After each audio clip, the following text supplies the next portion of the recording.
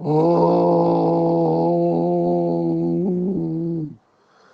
पूर्णमदः पूर्णमिदं पूर्णात् पूर्णमुदच्यते पूर्णस्य पूर्णमादाय पूर्णमेवावशिष्यते।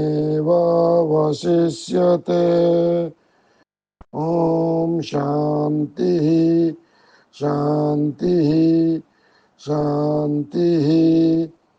वह सच्चिदानंद घन पर ब्रह्म पुरुषोत्तम सब प्रकार से सदा सर्वदा परिपूर्ण है। यह जगत भी उस पर ब्रह्म से पूर्ण ही है, क्योंकि यह पूर्ण उस पूर्ण पुरुषोत्तम से ही उत्पन्न हुआ है।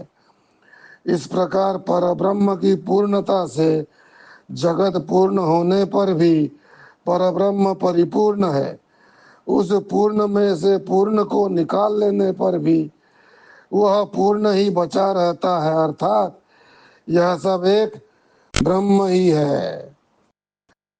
छोरत ग्रंथि जानि खगराया विघ्न अनेक करई तव माया इंद्री द्वार झरोखा नाना तह तह सुर बैठे करी थाना आवत देखहि विषय बयारी ते हठि देहि कपाट उघारी ग्रंथि न छूटि मिटा सो प्रकाशा बुद्धि विकल भई विषय बतासा इंद्रिय सुर नन ज्ञान सोहाई विषय भोग पर प्रीति सदाई। नित्य नित्य सत्य सत्य ज्ञान रहित मनुष्य पशु समान ही है। इस प्रकार आत्मज्ञानहीन व्यक्ति विनाशी देवी देवता का उपासना करके महान से महान पुण्य कर्म कर भी लेता है, तो भी उसका वह पुण्य कर्म फल भोगोपरांत अंत में क्षीण ही हो जाता है। अतः मुमुक्षु को अविनाशी आत्मा की ही उपासना करना चाहिए। जो लोग सद्गुरु शरण लेकर श्रद्धा विश्वास सहित आत्मा की उपासना करते हैं, देवता फिर उन्हें पतित नहीं कर सकते, अन्यथा उन मूर्खों का धन देवता ही लूटा करते हैं।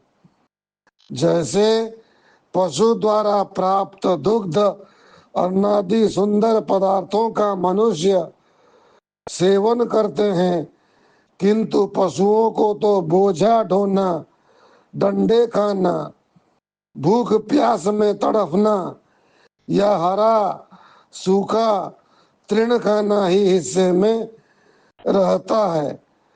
उसी प्रकार इन देवताओं की उपासना करने से वे उसका आनंद भोग करते हैं। उनके भोग का हिस्सा निकालने की प्रथा सब जानते हैं।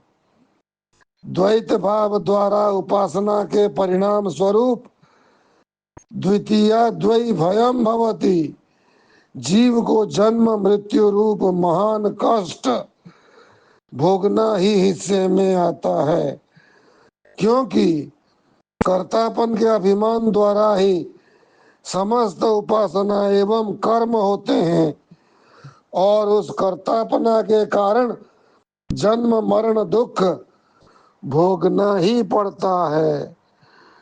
हरिओम तत्सत, हरिओम तत्सत, हरिओम तत्सत। ओम शांति शांति शांति।